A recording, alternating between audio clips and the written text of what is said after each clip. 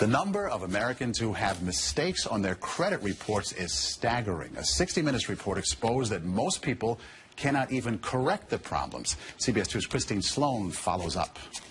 Meg Pasternak says a mistake on her credit report nearly destroyed her credit. We had to present so much documentation to say this wasn't ours, and then we still had to pay something to get rid of it. Pasternak says it took months to resolve the problem. You feel kind of helpless because they got you under the gun if you need to get a new car or a house or for anything. Pasternak is not alone in her frustration. A new government study finds up to 40 million Americans have mistakes on their credit reports. But an investigation by Steve Croft on 60 Minutes finds most people get nowhere trying to correct an error. Ohio's Attorney General tells Croft that is a clear violation of a federal law. The federal law says that if you believe that there is a mistake, you can go to them and they have an obligation to do a reasonable investigation.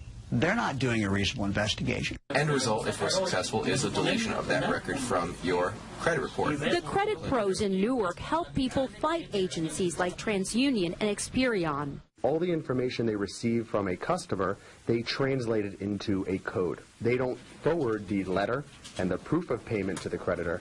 They just forward the 3-digit code. So the best way to protect yourself? Go directly to the creditor rather than going to the credit bureau themselves. Another good habit to get into, check your credit report periodically to make sure there are no changes. In Clark, New Jersey, Christine Sloan, CBS 2 News. And like 60 Minutes, we were unable to get an actual person at the 3 credit reporting agencies.